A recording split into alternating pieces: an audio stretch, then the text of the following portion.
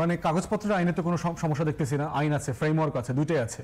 আপনি home ministry, Interpol এই রুটে যেমন যেতে পারবেন, ইন্টারপোলের রুটে আমাদের সাথে ভারতের এক্সট্রাডিশন ট্রিটি আছে 2013 সালের, সেটা দিয়ে আপনি আনতে পারবেন। কিন্তু প্রশ্ন হচ্ছে যে ভারত এমন একটা রাষ্ট্র যার গতকালকের স্টেটমেন্ট দেখলে আপনি বুঝবেন যে সে কিরকম একটা দায় সারা ভুলভাল ইংরেজিতে লেখা একটা স্টেটমেন্ট দিছে, যে কোনো মেক সেন্স করতেছে না।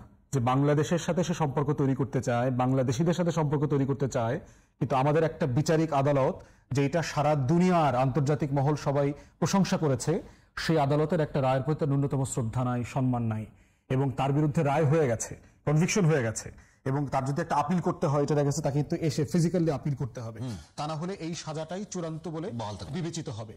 তো সেই বাস্তবতায় তারা ন্যূনতম গত বছরের গণহত্যার, গুম খুন হত্যার কোনো কিছুর ব্যাপারে তারা রিগ্রেট করে নাই এবং আমাদের পক্ষে দাঁড়ায় নাই। অতএব সেই জায়গাতে আনুক বা না আনুক, দিন শেষে এটার কনসিকুয়েন্স একই রকম, যে হাসিনা কবরে যাবে হচ্ছে এই মৃত্যুদণ্ডের আসামি হয়ে, সে বাংলাদেশে আসুক অথবা না আসুক, এটা হচ্ছে বটম লাইন। হাসিনা কবরে যাবে হচ্ছে এই মৃত্যুদণ্ডের আসামি হয়ে, সে বাংলাদেশে আসুক অথবা না আসুক, এটা হচ্ছে বটম লাইন বা ঘটনা।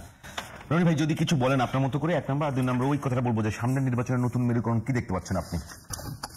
দেখেন, মেরুকরণ হইলো, ধরেন আমরা এই জন্য বারবার বলতেছিলাম যে আমাদের কাঠামোটা কিন্তু ফ্যাসিস্টিক কাঠামোই রয়ে গেছে, আর ফ্যাসিজম উইদাউট শেখ হাসিনা।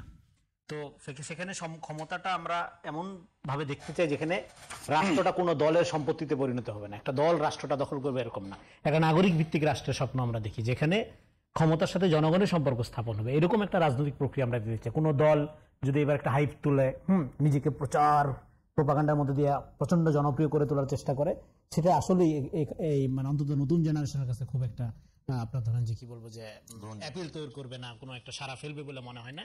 আর একটা হলো যে গণঅভ্যুত্থান ইটসেলফ একটা বড় পলিটিক্যাল এডুকেশন, মানে আপনার 10,000 বই পড়া যা হয়, এটা গণঅভ্যুত্থান তার চেয়ে অনেক বেশি পলিটিক্যালি আপনাকে ম্যাচিউর করে, এডুকেটেড করে।